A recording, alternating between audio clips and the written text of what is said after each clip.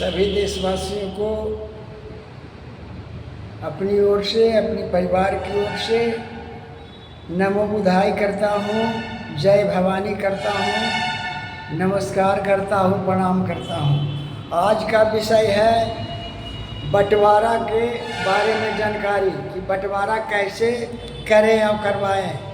तो आज का विषय है जो बिहार सरकार ने, राज्य सरकार ने जो संशोधन करके संविधान के तहत बंटवारा का नियम बनाए हैं, उसमें है कि भाई भाई का बंटवारा करना है या पिता बाप में बंटवारा करना है, चचा भतीजा में बंटवारा करना है।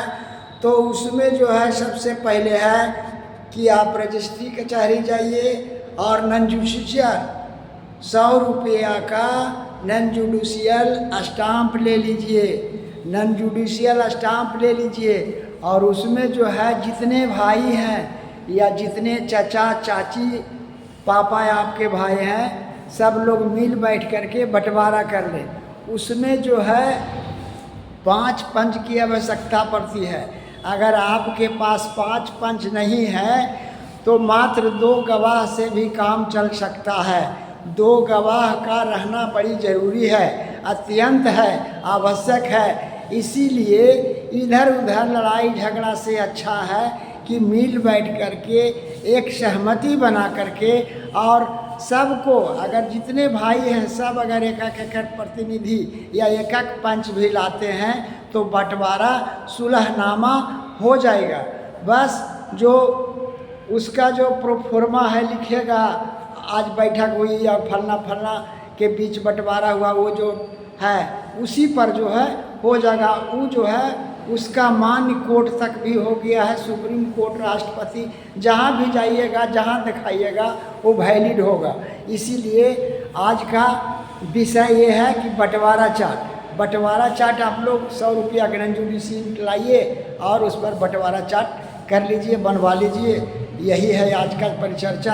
और दूसरा है कि किसी व्यक्ति से एग्रीमेंट यानी कर्ज लेते हैं, उधार देते हैं, उधार लेते हैं, तो उसमें भी नियम यही है कि कम से कम अगर कर्ज ले रहे हैं तो कर्ज देने वाला भी जो प्रोफोर्मा होता है उसको लिखेगा कि आज दिनांक इतना इतना को फलना आदमी को मैंने इतने रुपये दे रहा हूँ ब्याज के सहित में, या क्या उसमें जो तय तमन्ना रहेगा उसी के बारे में लिखना है। और उसी पर जो है 1000 रुपया का सरकार ने घोषणा किया है कि 1000 रुपया का नॉन जुडिशियल स्टाम्प पर ही इकरारनामा, इकरारनामा उसी को कहते हैं एग्रीमेंट, यानी स्वीकार करना, माने हम ले रहे हैं या दे रहे हैं उस पर लिखाता है।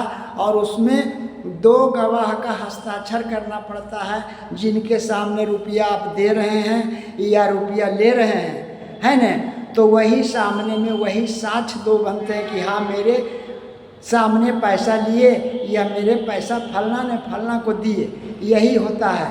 तो अब जो है एग्रीमेंट के लिए, इकरारनामा के लिए 1000 का स्टाम्प पर ही होता है, जैसा कि सरकार ने घोषणा किया है।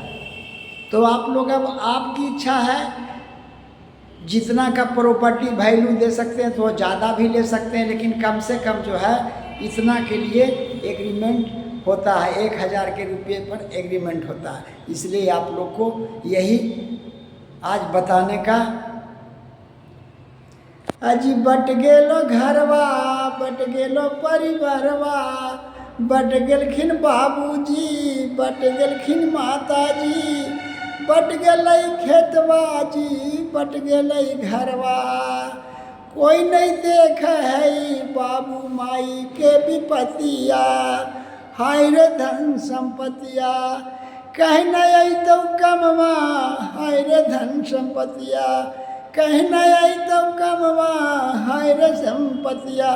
भाई मेरे, संपत्ति तो आता है जाता है, आप सब कुछ लेके आए हैं और सब कुछ छोड़ करके चल जाएंगे इस धरती पर। लोग कहता कुछ नहीं लेके आया इस धरती पर, तो तुम क्या लेकर जाओगे भाई?